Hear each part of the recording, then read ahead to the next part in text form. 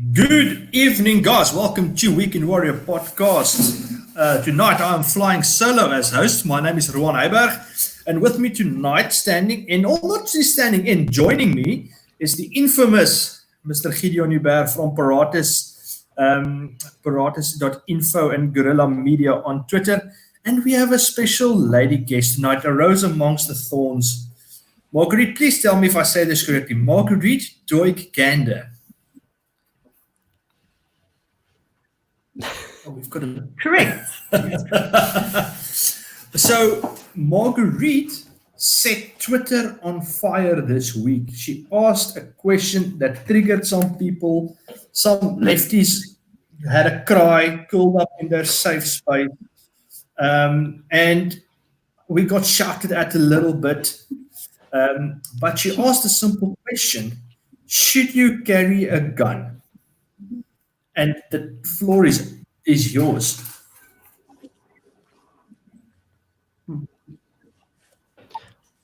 Well, you're going to have to... It's Marguerite. Yes, the floor is yours. Yes, Marguerite, your turn.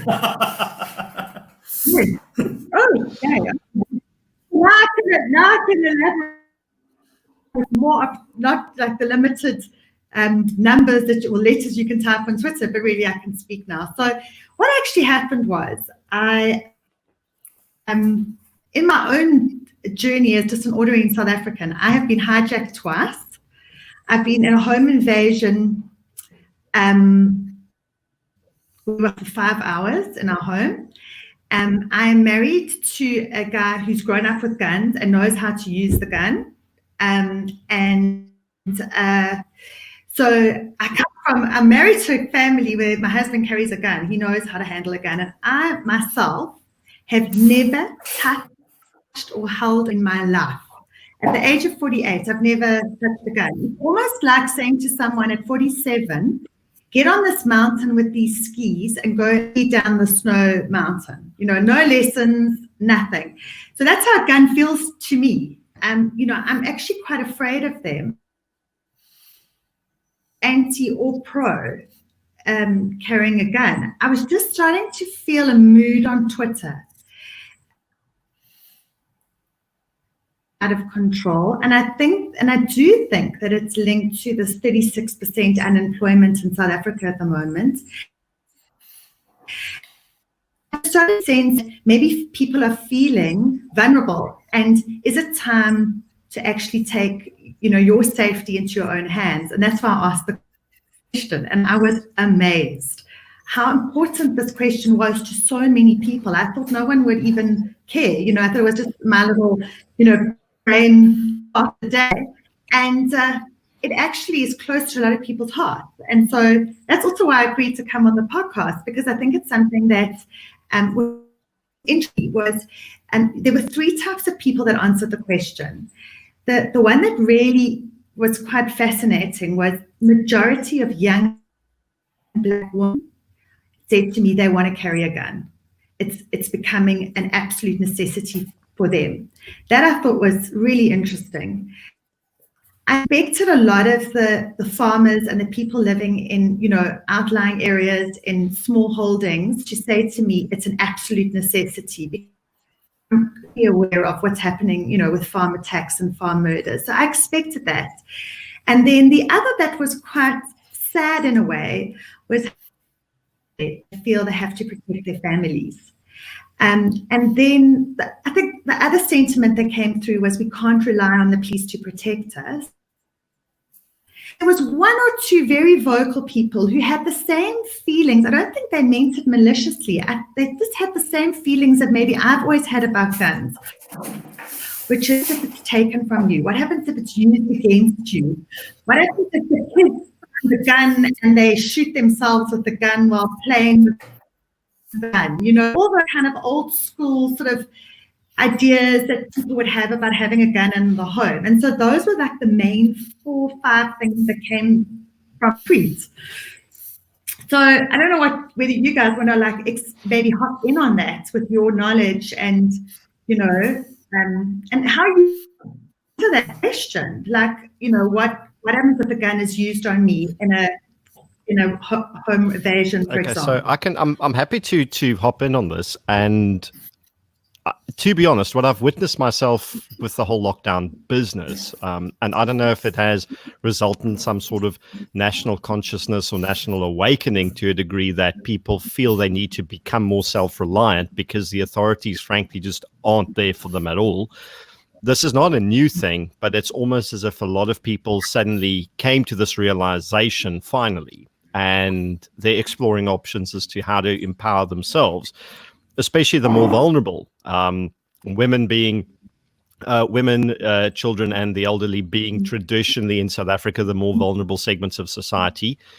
It's very heartening to see the amount of people that are taking ownership of their own destiny in a way and are asking these types of questions as to how to do it.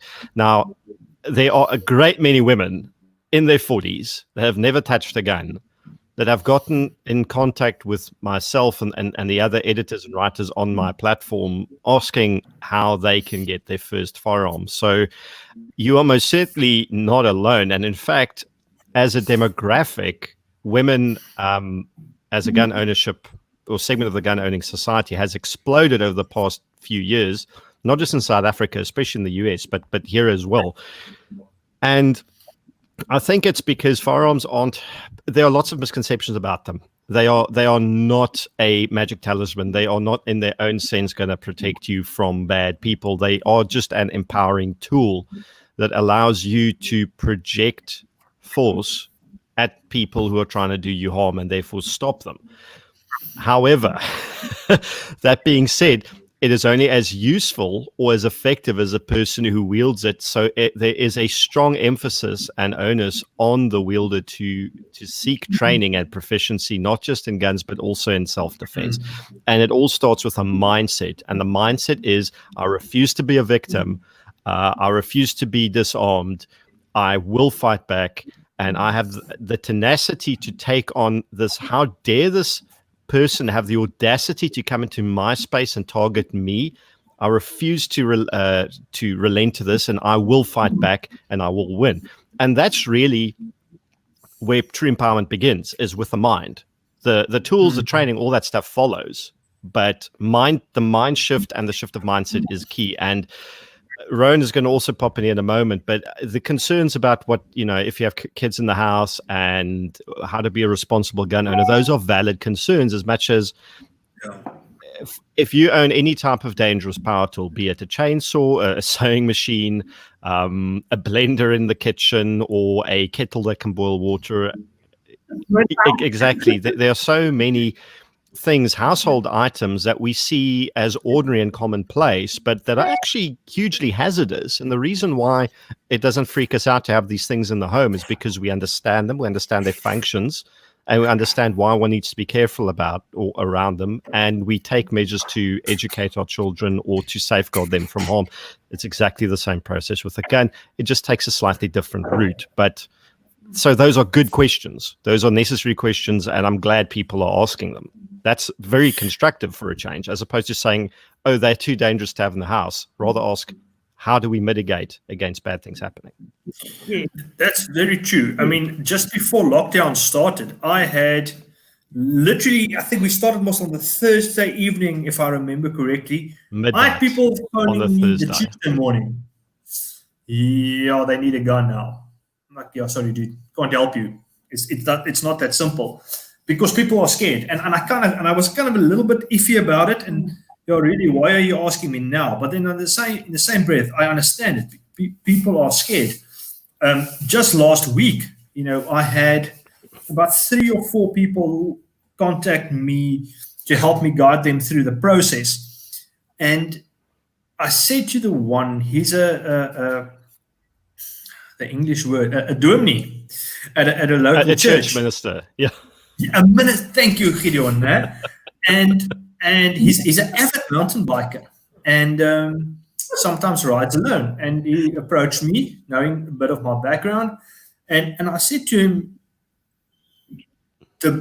just the fact that you are having the conversation with me tells me you're realizing that there is a chance that you might run into a problem at some stage in the forest.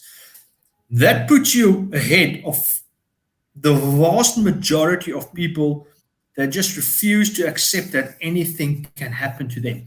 And I've said it to Gideon, I think between the two of us, we've said it in numerous articles. It starts there, the realization that it can happen to you. It sucks to think about it. So a lot of people prefer to, no, it can't happen to you. Well, Margaret, it happened to you 3 times. Simple fact. So do you think that you cannot be a victim of crime? Just about, No. yeah, just.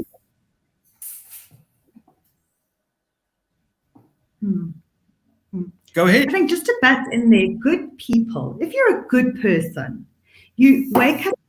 If you're a good person, you wake up in the morning positively. You wake up with a positive, optimistic start to your day. You don't wake up thinking, well, on my drive to get my coffee and fill up my car with petrol, I might get hijacked. On my way home, or as I'm going into my place of work, someone might, get home at night, someone might break into my home. I mean, I don't think it's natural to wake up every morning thinking like that. But I think that it would be irresponsible not to actually be aware in a country like ours. And often when you hear stories, and so many stories, everyone's got a story, it often people will say, I didn't see it coming. I never saw, them running up to my with guns. I never saw it. I was on the phone. I wasn't aware. So I think that you make a really good point, because I think it does start to understand there is a need to be acutely aware of the crime in this country. And then Gideon makes an even better point. Like, I think for me, the first step is that, would you go on that skiing trip? Would you actually buy a gun and start the process? And you committed to learning how to use that tool and integrate that tool into your daily life? That's the big step, because obviously once you've made that step, the coaching starts, the lessons start, and so and you become part of a community, and you might even enjoy things. I mean, I don't know what would happen. I mean, I know when I went skiing for the first time, I was terrified. When I went the second time, I loved the adrenaline of it. So, like, would you make that first step? And what would it take to make that first step? And then what are the steps in South Africa? Like, if you're wanting to own a gun legally and responsibly, like, so many people said on my tweet, so hard in South Africa, you can't get a license.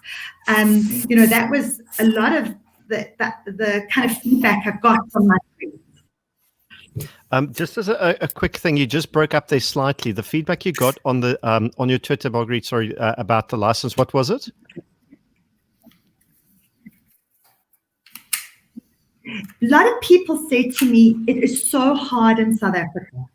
If you're wanting to, you wait a real, so I thought that was quite interesting. And then other people said, buy the gun, and while you wait, learn how to use it. So I don't know whether that is right. I'm interested to know what is the correct way of I'll going unpack about that it. for us quickly, Rowan, if you don't mind me just steamrolling your own podcast. So just as a comment before I forget, so as when you mentioned integrating the gun into your lifestyle as a tool, as an example of what I did today, we went running on the Sea Point Promenade.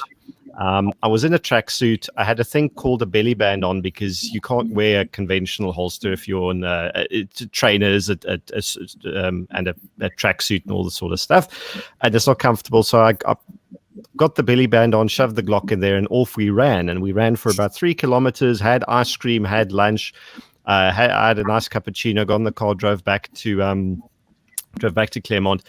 And it was such a natural thing for me to not even think of actually wearing the gun. It was literally just it was like my wallet and my cell phone. It was just another device on me at the time that requires a certain amount of awareness and competence. But because I've been doing it for this long, I think it's become completely integrated without me stressing about it. And it had absolutely zero impact on me enjoying my life. And in fact, was wonderful. With regards to, and this is where most people, in fact, all people can get with a little bit of tailoring to their needs, their lifestyle. It'll take a bit of trial and error, but everyone will eventually get there. With regards to getting a license in SA, there's a campaign that will hopefully start very soon via Dear South Africa. I need to check with them about this, about reforming the licensing process in South Africa to make more sense. In specific, we're looking at changing the system that you as a person hold the license and your firearms merely go onto a register, as opposed to every single gun you want to own needing its own license that expires, which just doesn't make sense. I mean, it overcomplicates the issue hugely and to no real benefit to anybody. So the licensing process in SA, in summary, is divided into two parts. The one is your personal competency, which is training that you will have, mandatory training that you will have to go do, and then apply for the competency certificate or card once completed. And while you wait for that to be issued to you, you can then already go purchase your firearm, get the safe installed in the house, and get your paperwork in order so you can immediately apply for your actual license for that firearm when your competency is approved. The process takes long in the sense that it could take you 6 months from zero to finally getting your gun in your possession, which is too long in a society like South Africa, especially if you feel a pressing need for it now for self-defense. And hopefully we can change that. But it isn't. It looks more complicated than it is. There are a great many resources, many of them free, and those that aren't free aren't particularly expensive in order to help people get through the process for the first time. And once you've got through it for the first time, it's a heck of a lot easier once you're in to then expand. So it's not that bad. You know, Gideon, we spoke about it in the week. It's more waiting, really, than anything else. Oh, you need to kind of jump through some hoops and get some stuff in order. But yes, and it's from scratch. It's probably about a 6-month process odd, of which most of it is waiting, doing absolutely nothing. And there's this big misconception that we've also addressed before, is that gun licenses get approved.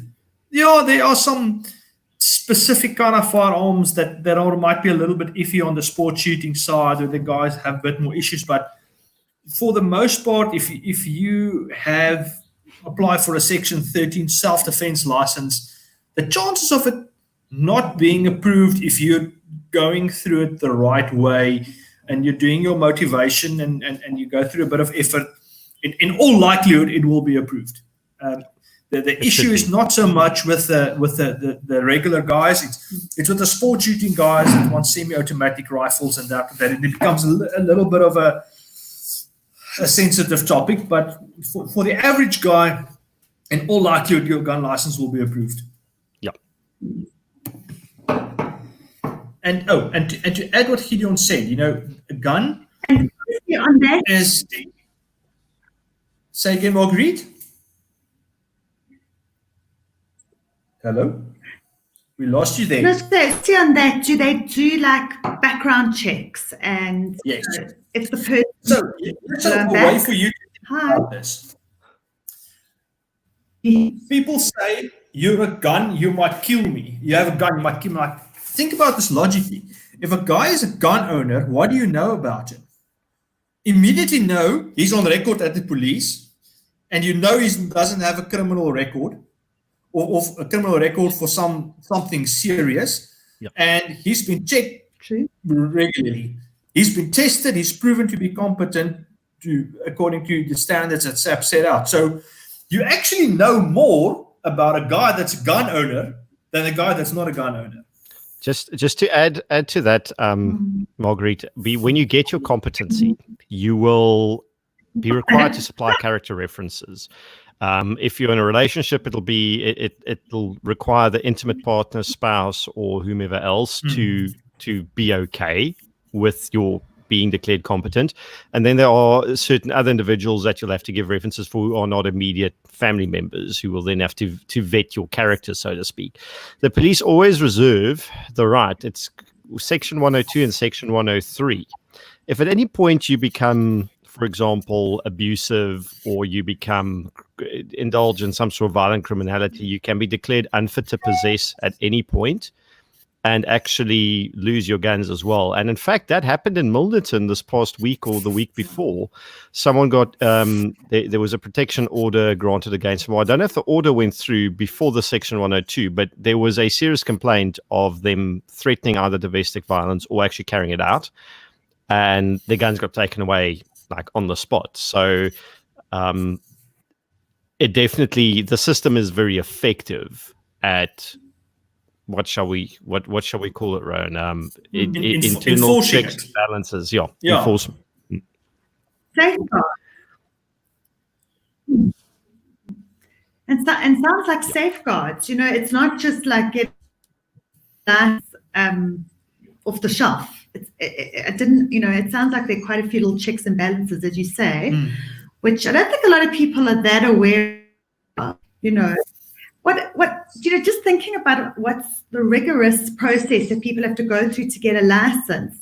Do you have any how many unlicensed or guns are in the hands of criminals in this country? Like, do you have any stats, like, license that have been done legally by ordinary South Africans versus guns that are on the hands of the criminals? It's a difficult thing to estimate, purely because there is obviously no registry of criminally owned guns. So the best way that they've done this is there's been numerous statistical sort of inferences, studies and whatnot that have ascertained a very, very broad variance.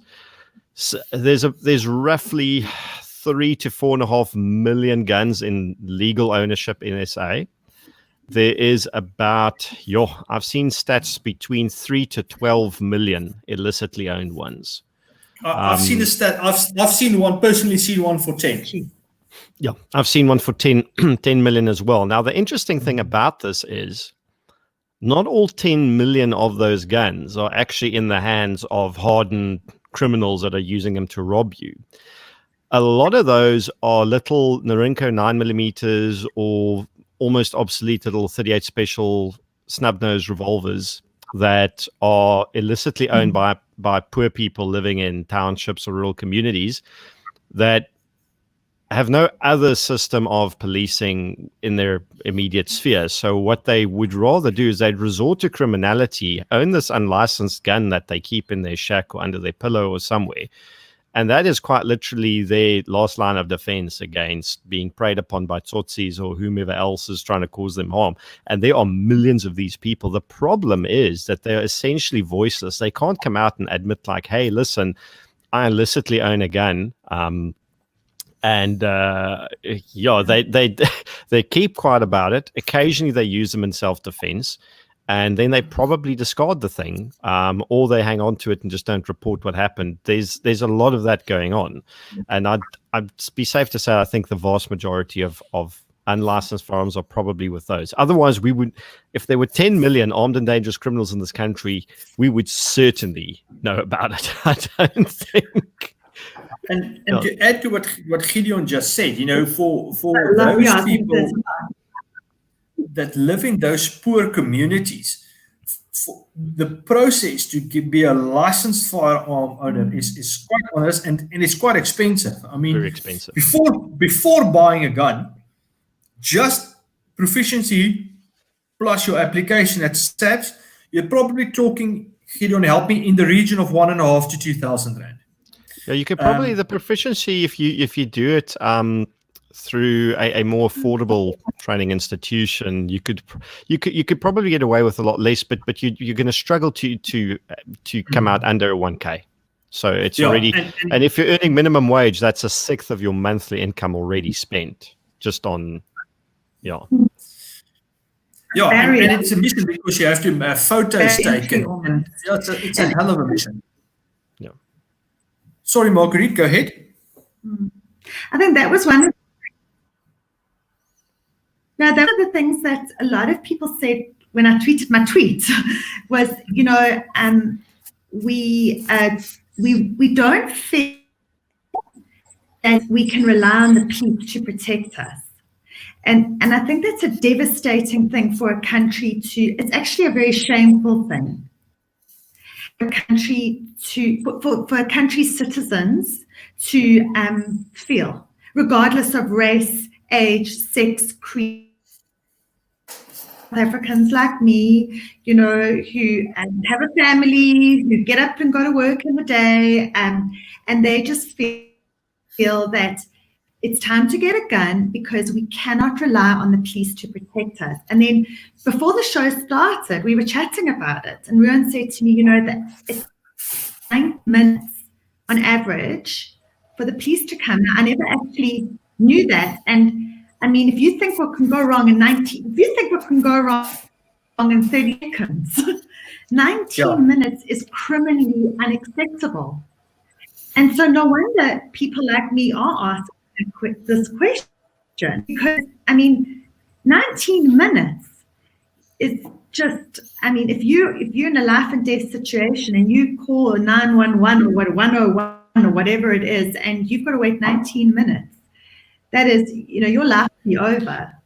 It's 19 minutes too late, I think. And I can tie. So I think that's why I want to. That's why I'm exploring this.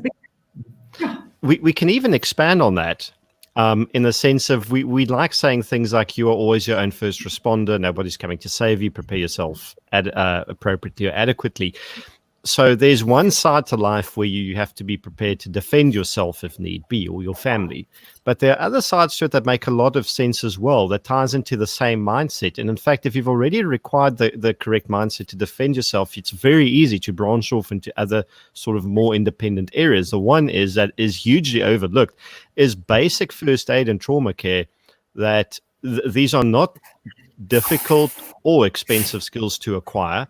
And I've seen them save lives. I've seen basic things like keeping pressure on a wound, basic wound packing, basic stop the bleed knowledge. And the stop the bleed course is literally something that you could do for 6 hours on a Sunday morning to Sunday afternoon.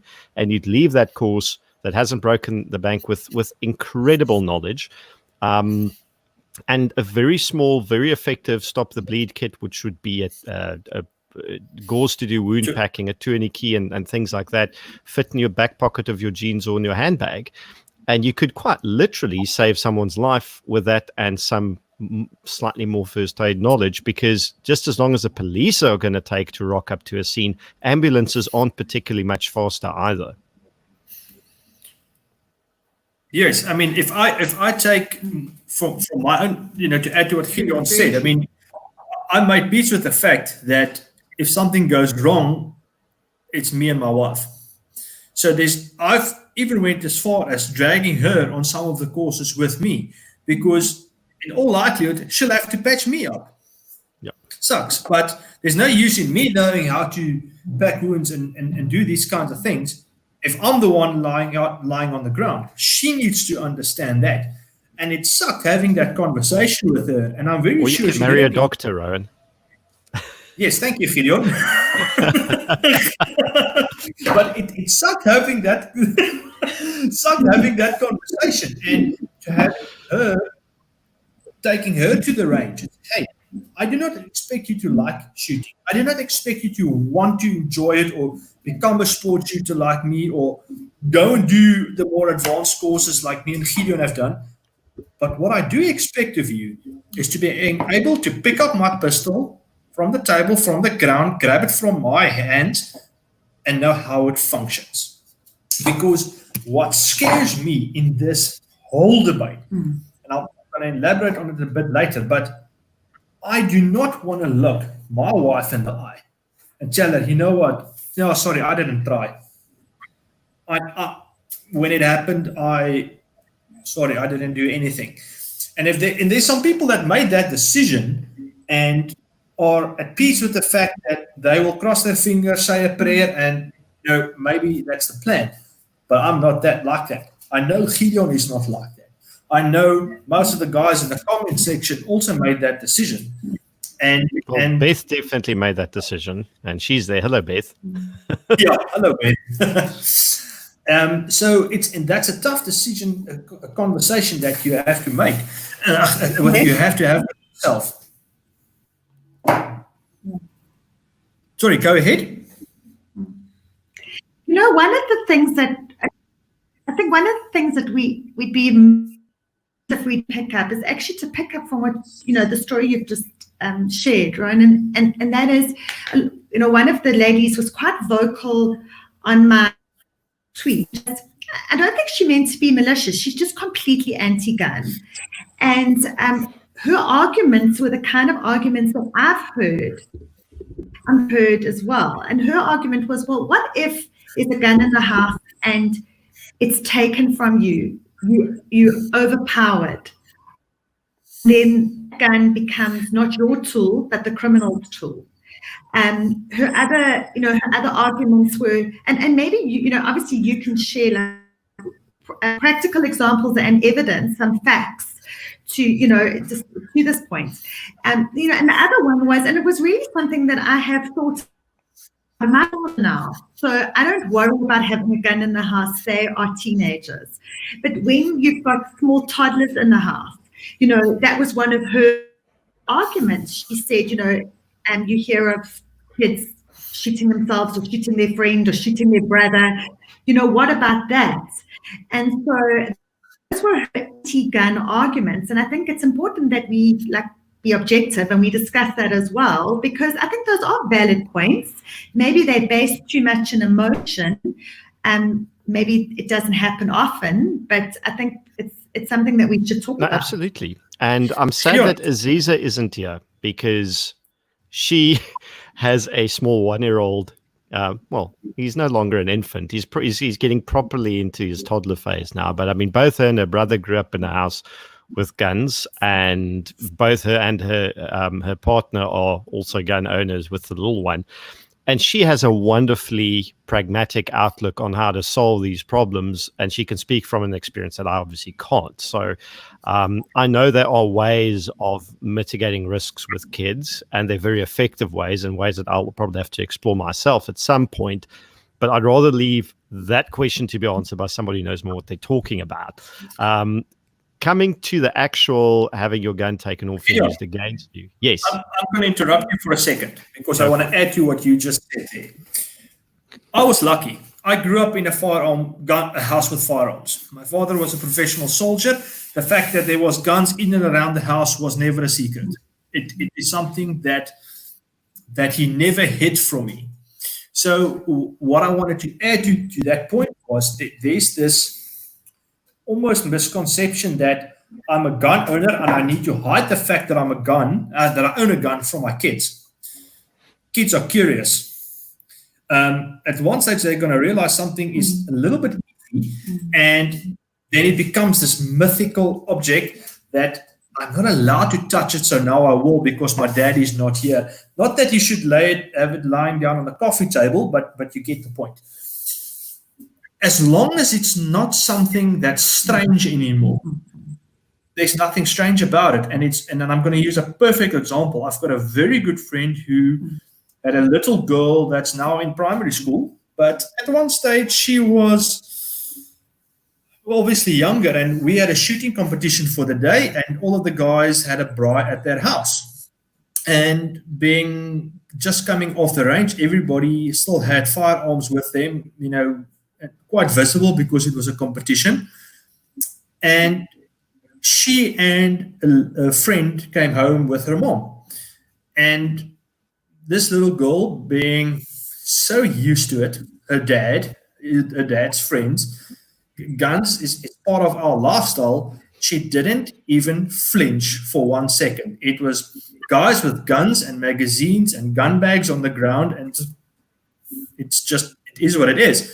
Where the little friend, who's never seen this, she's had no sense of firearms, and she was definitely old enough. We're not talking about an infant or a toddler here. We're talking about a child that's in school. She was completely amazed and shocked to see this. Now, and I think that's a huge problem, that sometimes it gets hidden from kids, and that's where the problem comes in, because now it's something strange. My father, if I wanted to see the guns, he showed them to me. If I wanted to touch it, yes, come, sit down, touch, feel, do what you want to do under my supervision. And it was not something, if I wanted to see it, all I had to do was ask. I didn't have to steal a key or go scratch in the cupboard. I just had to ask. And that, there's a saying, you cannot child-proof a gun, but you can gun-proof a child. And people need to understand that. And I think what adds into that is people must realize that there's a certain level of commitment that comes with owning these tools. Is you are going to have to spend some additional time and effort to integrate them into your lifestyle. Once you've achieved that, there's a lot of stuff that just automatically flows without additional stress from it. But in the very beginning, especially if you have got kids, and especially with, if you are with a partner who isn't particularly into them, it requires a little bit of effort and commitment to make it work, to make the integration work, but it's possible. As for having the gun taken off you and used against you, the vast majority of cases where this stuff happens is because people own the gun for defensive purposes, but it spends its entire life in a safe. And when the house robbery, home invasion, or whatever happens, the safes get opened, the criminals gain access to the contents. There is no resistance, there are no shots are fired because a person cannot resist because, firstly, they were either not situation where it had no physical barriers to either prevent entry or give warning of entry. So by the time things went down, it was over and way too late. As for in active fights where people get their guns taken off them, I don't recall any. I'm sure it must have happened, but the statistics just go against it. Like if a person's already defensively or acting defensively, even without their gun out of the holster, the chances of them losing it and the chances of them are fairly poor, and the chances of retaining it are exceptionally high. And this comes with basic self-defense training. You don't need to become like a black belt in Brazilian Jiu-Jitsu. That's great if that's what you want to do, and that's part of your to-do list. Fantastic. But the average person doesn't have that necessarily kind of time or commitment, and you don't need to know all those things. A couple of basic combatives and weapon retention courses and just practicing what you learn is more than sufficient for the normal person. And that does give, how shall we say, that does give the results you want. And to add to what you just said, Gideon, there's Margaret. I mentioned it to you earlier in the studio beforehand. There's a lot of ignorance on the technical aspects of how a firearm functions. And I really actually wish the lady that was so vocal on your Twitter who could have been here, I would have really loved to have her in the conversation. Not to come down on her, but because I know her position was from one of the ignorance. It would have been excellent, and I did extend the invitation, but unfortunately, she didn't accept. But a firearm physically cannot shoot by itself. It is not like a car cannot start itself and drive itself. Well, mind you, some new cars can, but you get the point. A firearm cannot physically shoot itself. It is a mechanical impossibility. And I've got my firearm on the desk here, and I can probably take it apart and show you why it cannot happen. But it is not physically possible. You need somebody to pull the trigger. Then, secondly, things in the South African context, our Firearms Control Act forces us that the correct term in terms of the act is the gun needs to be covered. Now, we can discuss the merits of that, but I think the spirit of is probably meaning concealed, Gideon, in terms of the spirit it was written. But it's a good idea to conceal it. That's just, If a guy is a legal, responsible, well-trained, competent firearm owner. Sorry, repeat that for me, Marguerite. I was going to ask that. I didn't. That was one of my questions. Was do you have to? Okay, you should carry it on you. Do you have to conceal it? Where is the best place to carry it? Like my husband was saying to me, the worst place to put it is in your handbag. Like, because I'll just take your handbag, you know. I was like, well, So- what is the best way? Especially as a woman, like, where do you carry this thing? It's a little bit of I don't want to say a hobby of mine, but it's an extended interest in is kind of the kit around carrying a firearm for self-defense.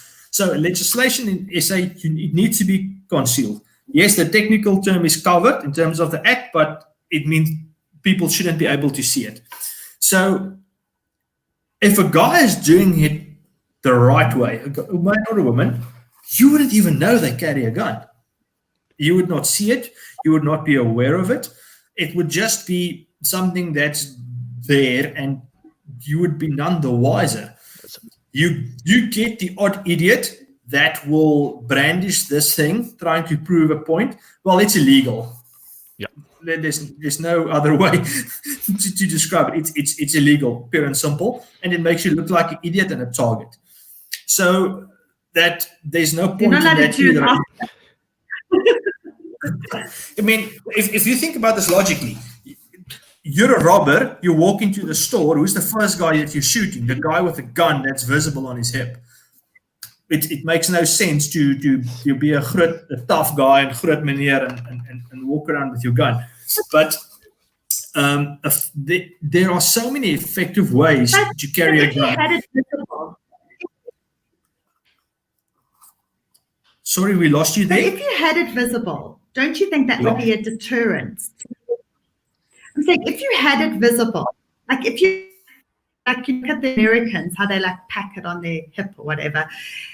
If it was visible, don't you think that would be a deterrent? Like I'm not gonna rob, I'm not gonna mug that person, I'm not gonna rape that person because I can see they've got a gun. Whereas if they can't see it,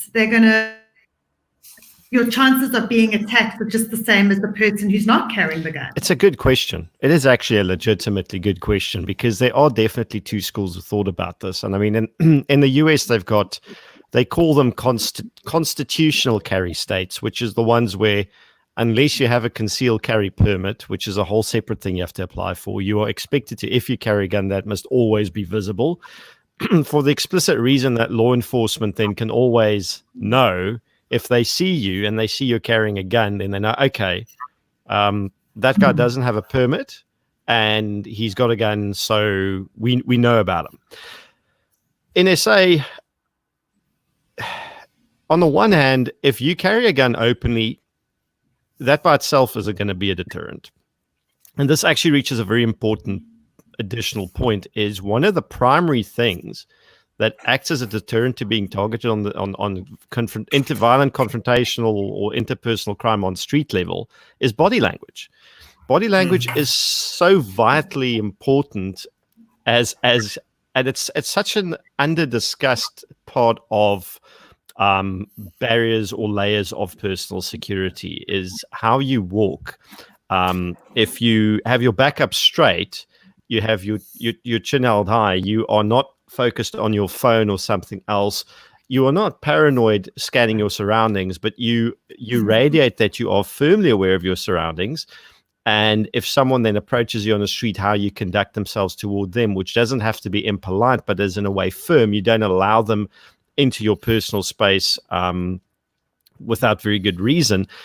This is all stuff that's discussed in a book called or titled Left of Bang. It's Patrick Van Horn, and I can't remember the other guy who wrote it. And I always recommend this. It's not very thick. It's a thin book about that but it's specifically about not criminal, called combat profiling for ordinary, civilians, and how you can apply that to your daily out and about. And it seems extreme, but it actually is just it's all just common sense, and it's very well. It has proven itself as giving results, or giving very good results. So, if you're going to carry a gun openly and have the body language, it might be a deterrent, but ultimately the body language is more important.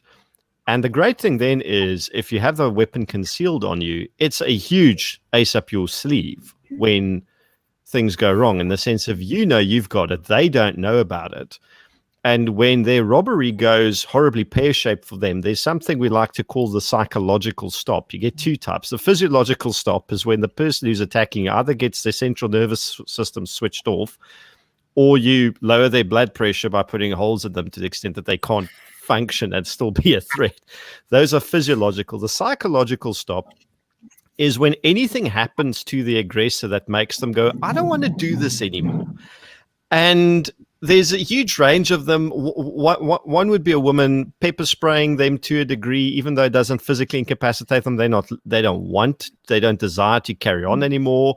Or if you present them with something that they didn't expect, like pulling a gun on them. Most offensive gun uses in America, and we don't have reliable stats in SA, but I won't be surprised if it's exactly the same. Most offensive gun uses do not even involve a shot being fired. And even though you can never bargain on this, and this is something we keep telling people, this is not a rule, it's just a statistic.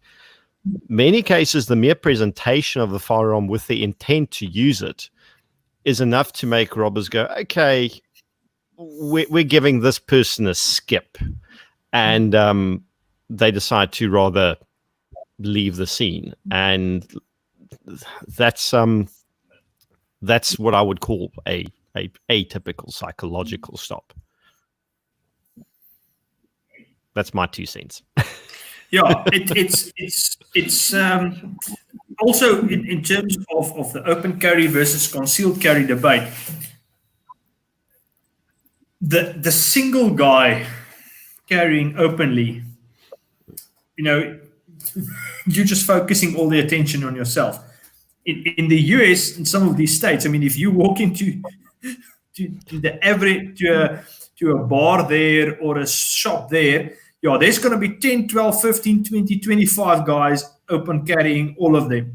So the odds are significantly stacked against you as the robber. I mean, so you will need to understand that it's a completely different dynamic to what you have here. It's not the one single guy that you can overpower. In that context of the US, it's often the time you'll probably be outnumbered, and it brings a whole different angle to the argument.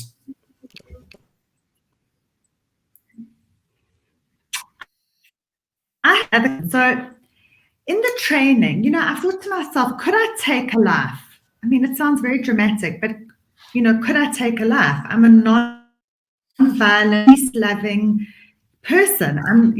Could I actually take a life? And I suppose in the context of someone, it's you, I suppose, and with you not knowing the outcome for yourself, are they going to rape me? Are they going to murder me? Are they going to put me into the car and move me to a second location? Like, what is going to happen to me? And I can speak from experience. I've had someone sit on my back for 5 hours threatening me.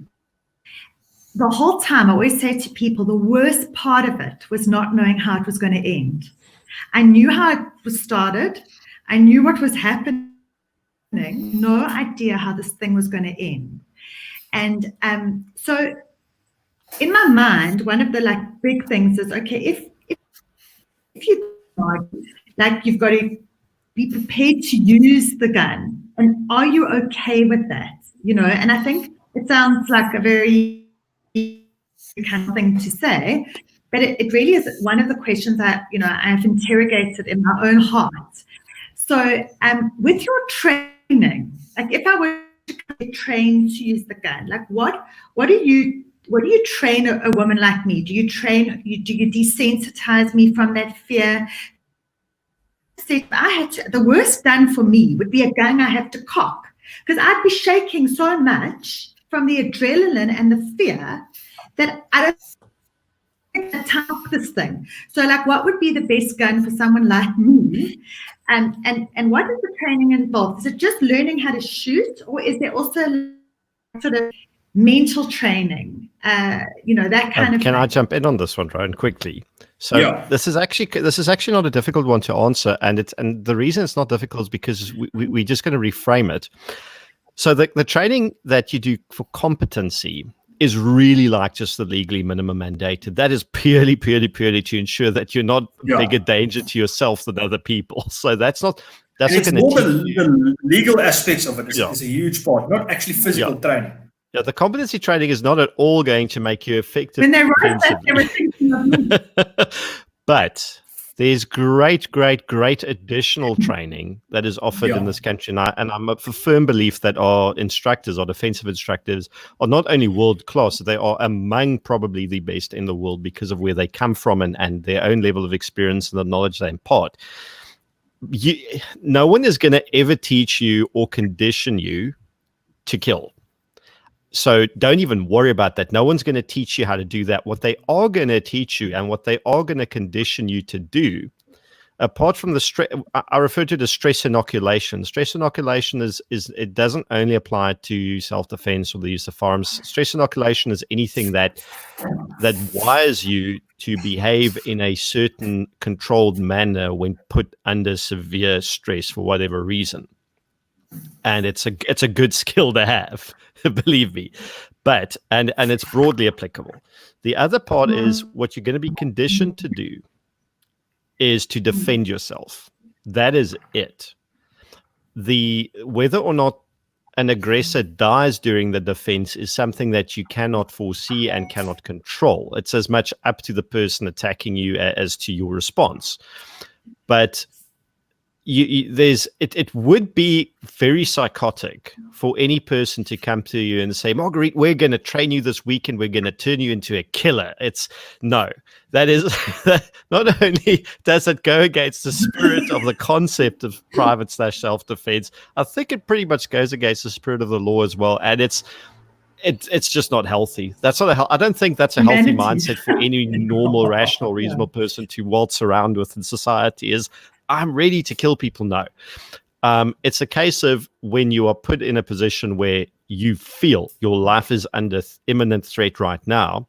And fortunately, the law is subjective on this because you would know when a situation requires that level of force in response.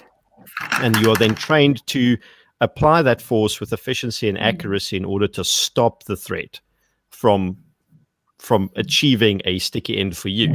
And that's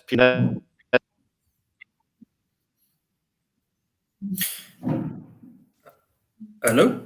Are you done, Gideon? Sorry. Margaret, in terms of your question, it's interesting that you asked this because that was actually the topic of discussion for the previous Campfire conversation, of which Gideon was also part with a few other people. And we called it the uncomfortable truths behind gun ownership. And that is something that I'm a huge proponent of, is that you need to have a tough discussion with yourself, all alone, driving in your car or standing in the shower or what, and kind of break this thing through and kind of chew on it a little bit. Because the reality is that it might come to a point that where, I don't want to say that you might want to take a life, but that might be the final result, that there will be a person that will pass away. So it is something that you do not have to like it, you do not need to be keen to do it, but you need to be acutely aware of it. And if you strap on your gun in the morning or whatever, it is something that you need to kind of not make peace with, is the word I'm looking for, but it is, 2 o'clock in the morning is not to be the time to be making tough decisions. By that time, you should have thought this through. And I think a lot of gun owners make that mistake. They buy the gun, they jump through the hoops, but they never actually think that, I might have to go all the way here. And that goes back to the earlier question of why these guns sometimes get used against people, is because people they have them, but they think I'm going to pull them and it's going to magically make the problem go away. But the reality is you might need to pull the trigger. That's the long and the short of it. So that answers that question, that you need to have that conversation, and you do not need to like it. You do not need to be comfortable with it. You just need to accept that is the reality, and then and I've said it to the person that I had a conversation with last week.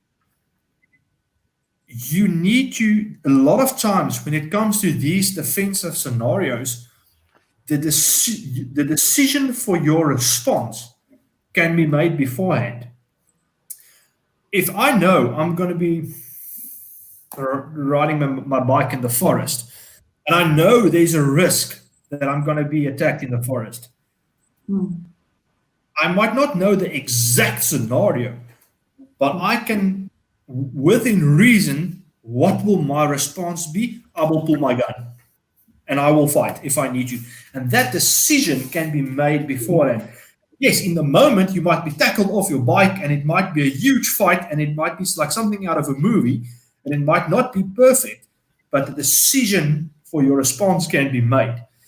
And I think a lot of that comes with thinking through the process and kind of realizing that, you know, there's an ultimate price that might have to be paid by somebody. In terms of the second part of your question, in terms of what gun, that ties into what Gideon said earlier about training. Basic competency training is bare bones, lowest common denominator training. It is unfortunately, to a large degree, inadequate. Yes, there are some trainers that are better, but it's still not, it's not training, it's familiarization. It's probably a better word to use it. And both myself and Gideon and every other gun owner that I know, personally know, are huge proponents of additional training to up your skill set. And there are a lot of specialized courses that will kind of take you out of that comfort zone, because you mentioned it just now. You're not used to this. You're not used to this kind of now shooting, and it's kind of a little bit of tactics and fighting and whatnot. And there are people that specialize in taking you out of that little comfort zone and saying, all right, rattling your cage a little bit, and you know what? Let's see how you function under pressure. And it's not always particularly nice. And you learn some tough decisions. You learn some hard things about yourself, on the way. But training is a huge thing. And things like you mentioned, cocking a gun. That's Can I quickly jump in on that? Because I nearly need to go, but I want to ask Marguerite a quick question. I presume you are a resident of the mother city.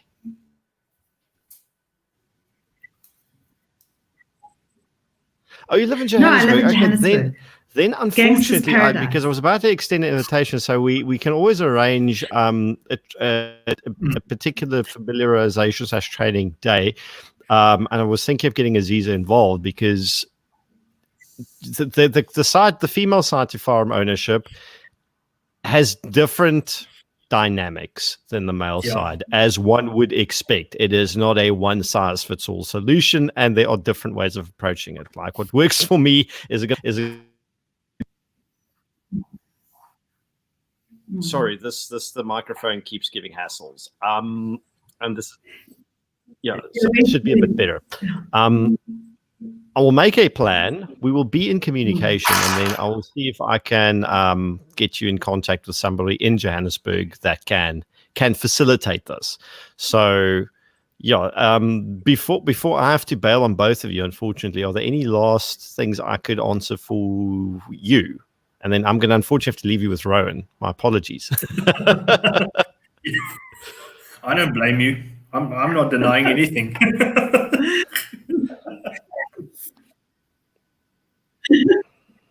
No, that's a very, very kind of you to offer. I think I was just wondering, you make a very, very good point, because I'm married to a Lebanese guy, and my father-in-law is the pinching champion. I mean, they are a gun family. And I'm not talking to them about it, because they have such a different approach to guns that they're not even willing to have the conversation. So, I haven't even gone to my own husband, because he's like, everyone should have a gun and that's it. And I'm like, no, I need to really get to grips with the whole concept and what it involves. But, my last point that I want to say, Gideon, before you rush, is just one of the things that people said on my Twitter that I thought was really interesting, that the police only have to retrain to use their gun every 5 years. And I don't know whether that was a factual tweet or not. The one thing I did think to myself, like anything in life, if you're going to get this tool, you need to master it. It's not like, I know, I don't know whether there's no way you're going to put your child on a motorbike unless they know how to handle it. There's no way you're going to put your child on a black slope in Switzerland unless you know that they're not going to break one of their limbs on the way down. So for me, I just think that it would be something that you actually need to commit to. It's a commitment in that you would have to practice. You would have to become part of a club. You would have to go on the weekends. I'd have to go on the weekends with my father-in-law and just with him, and that kind of thing. So I just thought it wasn't just like, you get your gun and you put it in the safe. I think it was, something you said, Gideon. You don't just put your gun, you don't get your gun and then just put it in the safe. It has to almost become a way of life. It's become part of in your handbag and whatever every day. And I think that's something also that I need to get my mind around. Am I willing to add that tool to my daily movements? So but thank you. I would love to explore it more. So send me an inbox through Twitter or whatever and let's get the conversation going. Thank you. Excellent. No, I see you get this concept perfectly. So there's very little additional philosophical value I can add. But yes, I will definitely be in communication, and then we will arrange this. I'll just apply my mind, find someone suitable who I trust with this task, and then I have an idea, Gideon. Yes. Our favorite trainer. Because you know that I will be tweeting about it if I go to exactly. So I will be tweeting. Here I am. So yeah. Absolutely, I have no doubt. So, Gideon, what I'll do is I know our favorite trainer. That I will not embarrass him on the show immediately. He is running a course within the next few weeks, which is a kind of basic fundamentals kind of course. And it's a person that I think Gideon will agree with me that we both trust implicitly when it comes to firearms. He is truly, truly world class. And he has probably had more people through his hands than most, and I will approach him and see if we can't set something up for you to have you fire a few shots, and I'm quite convinced he'll gladly help us. Same. But lady and gentlemen, thank you. It's been wonderful being on this podcast with you. I'm sure we're going to do a couple of other discussions in due course. And I'm going to love you and leave you, but thank you. And have a wonderful evening, both of you. Thanks, Gideon. Pleasure. Bye, Marguerite. Bye. Bye. Cheers, Gideon. Bye. Safe Love you to Bye. meet. Bye. Cheers. So, Margaret, unfortunately, you are stuck with me. Is there anything else that you were concerned about, curious about, that I can maybe clear up for you?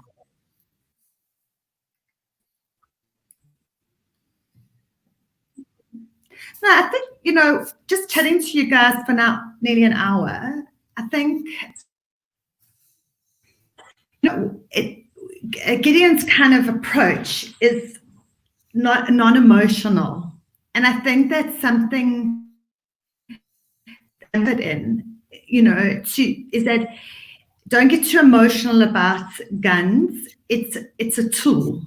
And if you're at the point in your life that you feel that you don't want to be a victim, it's a good tool to maybe consider mastering. And I think that, you're lucky to be associated with someone like that. And I think he's a voice of reason. It's not a political voice. It's not a voice. It's just guns have a place And if you're feeling that you could possibly,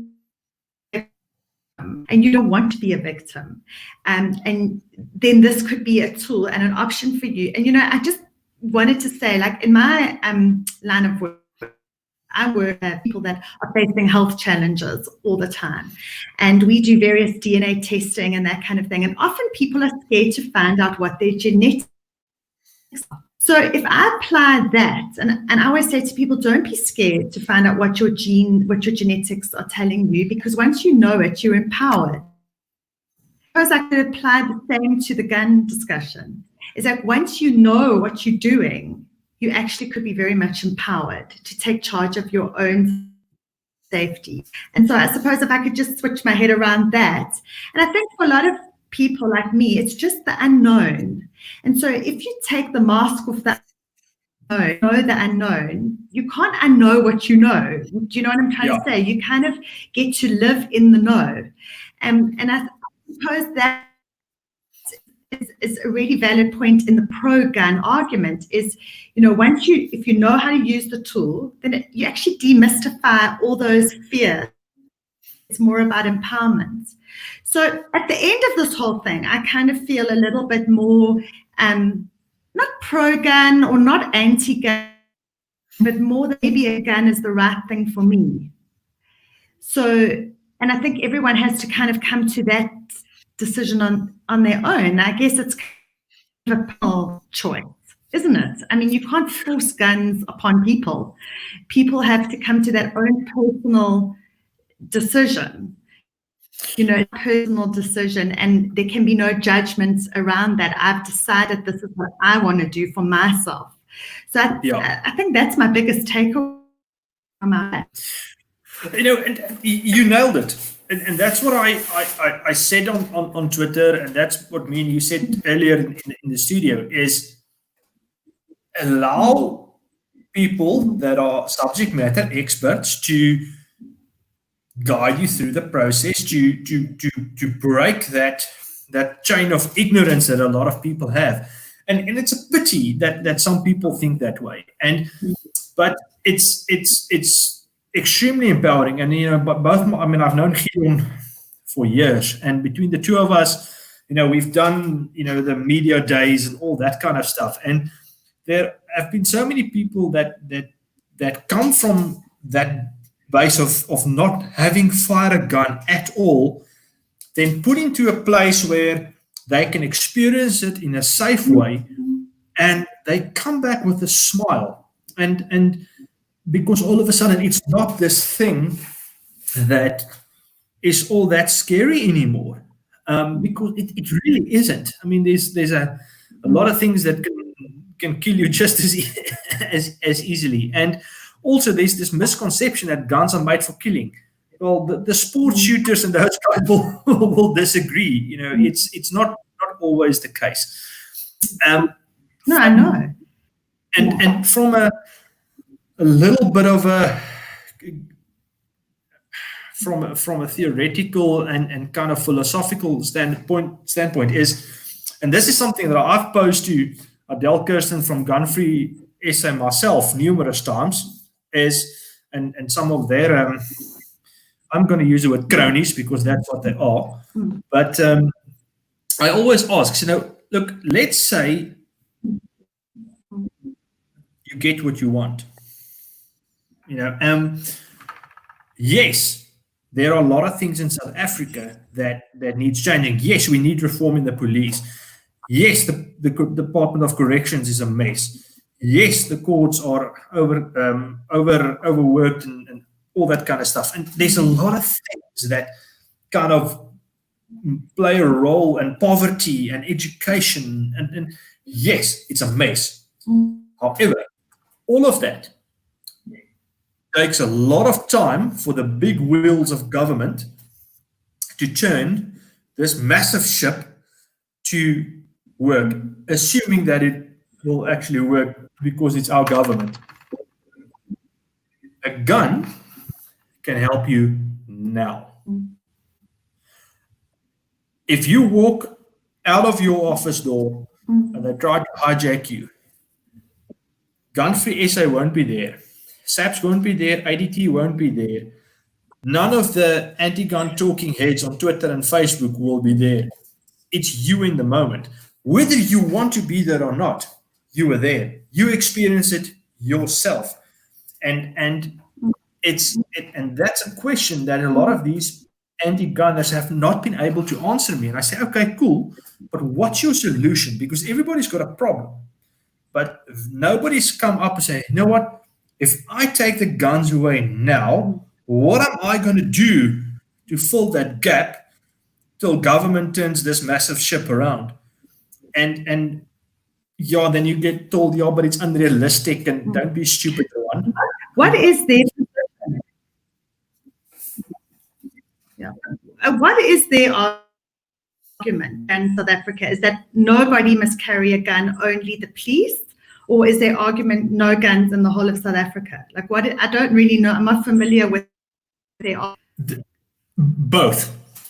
I've seen both. There's the argument that if guns don't exist, nobody will get murdered. Well, yeah, good luck with that.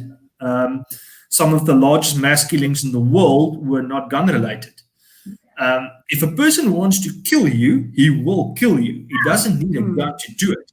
A perfect example of this was that the very large terrorist attack in France, where the guy took a truck and he drove into people. You don't need training for that. You can just take a truck or a car. So there's this thing where all of it, there's this perception that if guns go away, crime goes away. In China and in the US, in the UK, they've got massive knife crime. And those are gun-free countries. In some of the most violent cities in the US, and this is the argument that we get quite a bit in the gun lobby is, yeah, but look at the US. I'm like, yeah, no, go and look at it very carefully. The first thing that you need to understand there is in the US, you can't look at the US as a whole because all the states have different gun laws. You need to kind of compare apples with apples there. And some of the most violent cities are gun-free cities. And some of the safest are pro-Second Amendment states and cities. So, it's not all that simple. It just shifts the crime just shifts, if I can put it like that. So we get both arguments. And I think some people just prefer to think that everything is good and life is happy and bad things can't happen if there's no guns. And yeah, and I feel a little sorry for them because I think it's those people that if it does happen, if there is an event in their lives, they get hit so much harder than somebody that kind of put a little bit of thought into this and understand that, hold on, there's a chance that something bad might happen. Yeah, that's my opinion on that. And the other thing that really I think it's quite relevant now is like what's happening on all the farms in this country. And people will say, oh, it's, don't politicize tax. And I certainly don't want to do that. I do not want to get into a political argument, but the stats are there that these people are disproportionately attacked and the level of violence that is perpetrated against them is disproportionate to what the criminal out of the crime. So in other words, they might just get a cell phone, but beat someone to an absolute pulp, slit their throat, or do something absolutely horrific. And the isolation, that these people face, because if you're on a small holding or on a farm, your next neighbor is kilometers and kilometers and kilometers. And that's something that, like for me, they need to be armed. I mean, whether you are pro it or a situation where they don't know who's going to attack them. So, I just I found that quite interesting from my queen, is that lots of people said to me, Margie, I live on a farm. I don't have a choice. It's even if I was anti-gun, I actually don't have a gun. And I thought that was quite sad, but it was also just almost like, as to your point, they never started out wanting to have guns. They've armed themselves as a response to the violence and a reluctant taking to arm because they just don't have any other choice. So I thought that was a very real answer to somebody that's anti-guns. So what, must these people just be left like sheep to the wolves?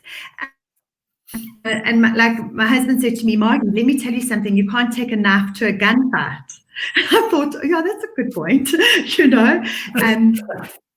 But I think, it's very easy to sit in your ivory tower.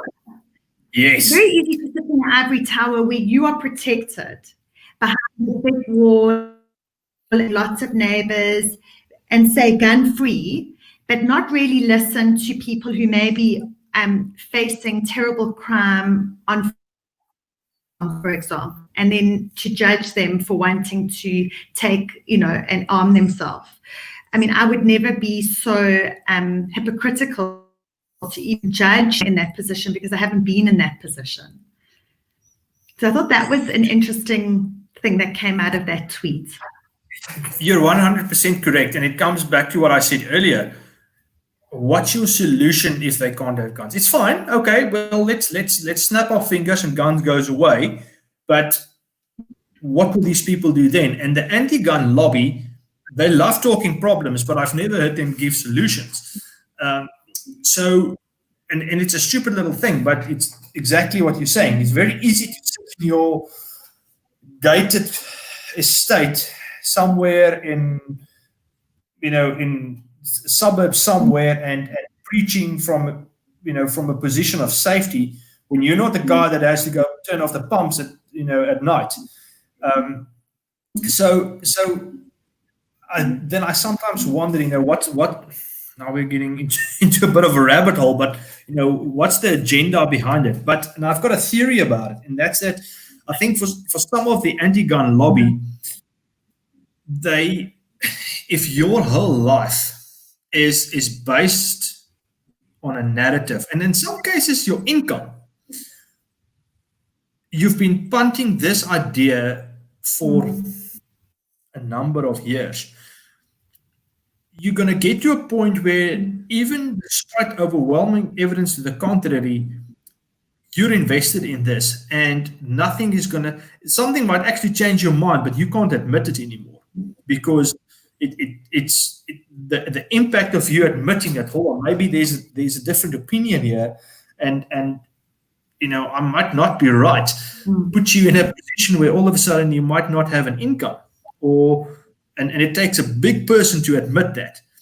The other issue that you will have with a lot of these people is that we have seen in the gun lobby that there's quite a bit of external funding, from international organizations that push money into some of these anti-gun organizations. So that brings a different angle to it as well.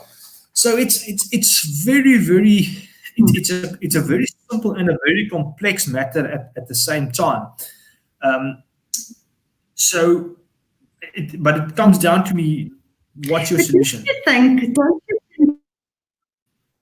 you think the Americans have got it right with their Second Amendment? Like the Americans have got it right with the Second Amendment, I think, because I think if you choose, then if you consider yourself a libertarian or someone that's, even a conservative libertarian or anything like that, you're going to be, it's your right to bear arms. It's your right to protect yourself. It's your right, if you pro-abortion or anti-abortion, you're right. You have the freedom to choose. And no one can make that decision for you. If you want to get married, if you want to have children or not have children, people can't make those personal decisions. Governments can't make those decisions for people. People make those decisions for themselves. And I think that we're getting into, I see it on Twitter. It's just crazy. I don't even know whether the lockdown has made people nutty. or choose people out, people who just love the government to tell them what to do. You're allowed to wear a mask. You're not allowed to wear a mask. You have to be in bed by 6 o'clock. You're allowed to drink alcohol. There are some people who've just loved the rules. And there's other people who've said, hang on a second, please don't tell me what to do. Please don't tell me when to smoke, when not to smoke. Please don't tell me when to do something. So I think guns fall for me very much into that personal right to choose. Yeah. It's your personal right to arm yourself. And I do think the Americans have it right with the second arm themselves is their personal right. And I think that's basically my parting shot on this, is just to say that people can make collective decisions for an individual. If you're anti-gun, no one's going to make you buy one. But don't stop somebody else from doing it. Saying you're pro-Second Amendment might lose you some Twitter followers. But I think you're 100% correct. I think you see that's numbers drop, but I think you nailed it. And I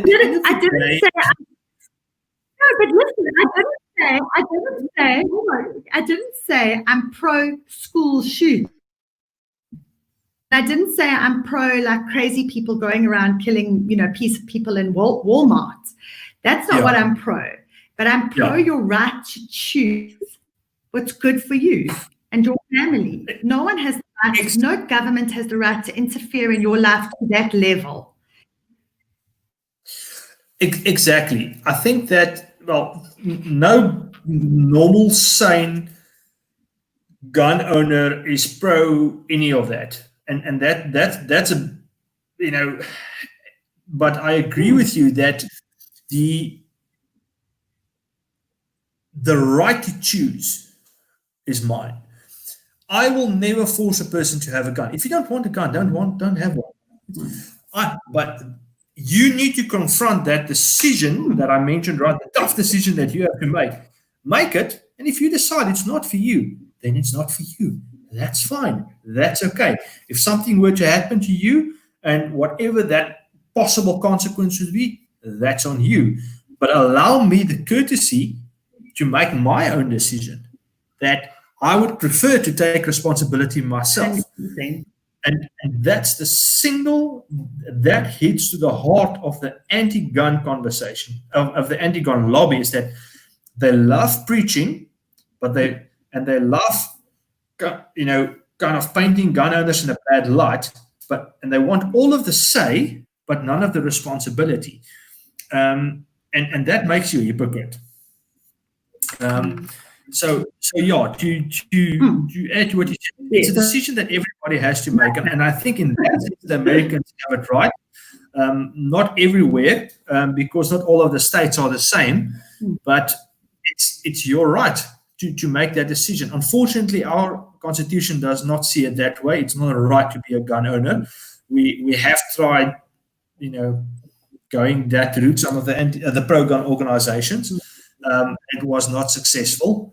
But at the end of the day, what's the ultimate price if you're wrong? Then all of the antis are not going to be there to pick up the pieces. And that's what hits the heart of the matter for me personally. If you want to say, great, but then you also have to shoulder the responsibility of picking up the pieces if it goes wrong.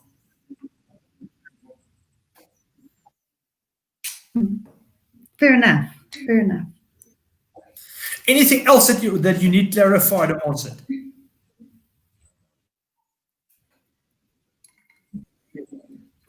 No, I think I've got a lot to think about, in my own personal journey. Even to your point, if anyone else is listening or anyone else can identify with me, it's like it's even the process and you learn how to shoot a gun doesn't mean you have to carry one. You've got so many choices along the way, and that it's something that even if I just do it for fun, shooting the little targets and going with my father-in-law and just looking at how he does it, and just maybe not being so close to it, and then see how the journey, how the path evolves, for me. Learn to shoot again and then decide, what, I still don't want to keep one. I don't even know that. I've never even held a gun.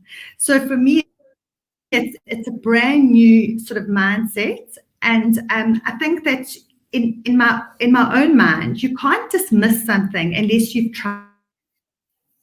Try eat this mussel. And they say, no, I hate mussels. You say to them, but you've never even tried it. You don't even know what it tastes like, and I think that's kind of how I feel about this. I can't say whether it's for me or not for me because I've not tried it. So I think that for me would be the next step, to actually go and learn about it and learn how to shoot it and learn and see how I feel. And then, I can't even look into a crystal ball beyond that. But what we will do, I will speak to Gideon. I will reach out to some of the other guys that we know. See, and I want to say we'll introduce you to some guys, but that's going to sound horrible. But we will introduce you to some of the gun community, and to introduce you to some of the gun community guys, and get you on the range to experience it. And my initial gut feel off the bat is you're going to love it. I mean, me and Gideon had a lady that helped gun owners South Africa. We were both sitting on the board for GOSA, and we had a lady that helped us on marketing, and she's never fired a gun in her life. And he said, well, you can't train a bunch of gun owners on marketing if you don't know how to shoot. And we got her on the range, and she absolutely loved it. And she was smiling and blasting. I'm like, can you leave some ammunition for me, please? I also want to still shoot today. So I've seen very few people experience it in a positive way, in a positive, safe setting, that do not come away smiling. So we'll push our fingers out and see if we can't get you hooked up with somebody that can take you shooting. You say you're in Joubert now?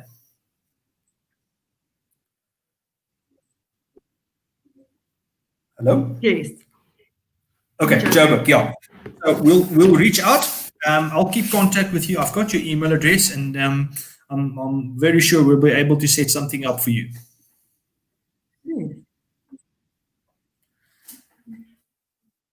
Yeah, I'd love to take excellent. up the opportunity, and then I can comment more. Excellent. We'll set that up. Well, Marguerite, if there's nothing else, I think we can sign off. We've been going on for a bit longer than we initially anticipated. Is there any last thoughts from your side?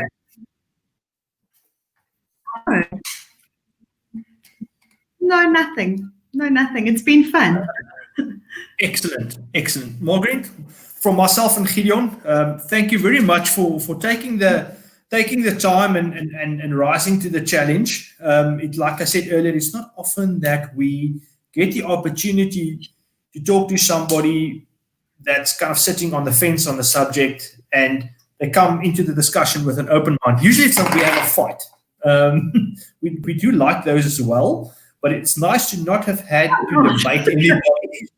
Okay. But yeah, thank you very much from our side. Because honestly, perfect. And I'm sure we'll chat on Twitter to let everybody know, about my journey. I'll definitely keep everyone posted. Who knows? I might even love it. I'm very sure you will. I will speak to some guys in the week and see if we can't hook you up sometime soon.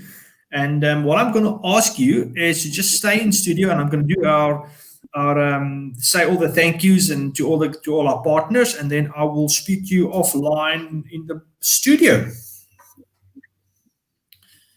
Excellent, guys. Thank you very much for joining us tonight on the Weekend Warrior podcast with myself, Gideon, and Marguerite. Just thank you to our partners, as always, Renegade Media, Ramon Cabernac. Thanks for producing the show and giving us the opportunity. Paratus Media, Gideon, you've been a guest on our show. We've been on yours. Thank you very much. In Everyday Carry South Africa, Mornay, Gareth, and those guys. And then, of course, our favorite trainer, our Nubalo and Combative Concepts. Thank you very much for you guys' support.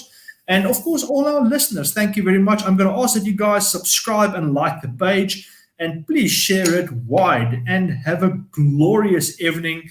And we will speak again in 2 weeks' time.